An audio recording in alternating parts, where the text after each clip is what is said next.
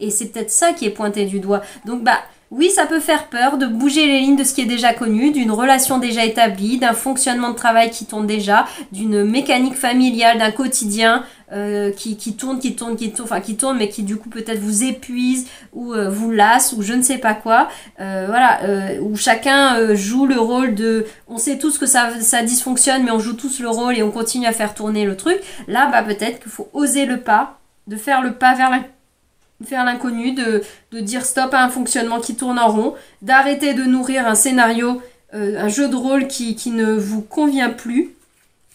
Chaos, il y a une situation qui est chaotique, qui est compliquée. Est-ce qu'elle ne paraît pas forcément si chaotique en apparence, mais à l'intérieur c'est chaotique?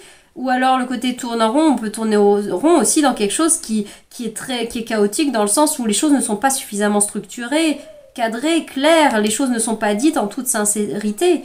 Donc forcément, bah, on navigue dans le chaos, on navigue à vue là-dedans. Alors, dernier conseil, l'équilibre. Il y a un besoin de retrouver de l'équilibre, de la clarté mentale peut-être, et de trouver votre juste place dans tout ça. Peut-être c'est une invitation à se poser la question sur est-ce que vos relations, telle relation ou telle situation, ou un fonctionnement, comme j'ai dit, du quotidien à la maison, ou dans le travail ou dans le relationnel, est-ce que je m'y retrouve dans cette relation? Est-ce qu'elle est équilibrée pour moi? Est-ce que je suis nourrie par la relation, même une relation professionnelle, de ce qui est de... Enfin, est-ce que mes besoins sont nourris? Est-ce que mes aspirations sont nourries? Et est-ce que moi-même, je contribue à nourrir ceux de l'autre ou des autres qui m'entourent? Si c'est une équation à plusieurs facteurs, à plusieurs personnes, vous pouvez vous poser ces questions-là.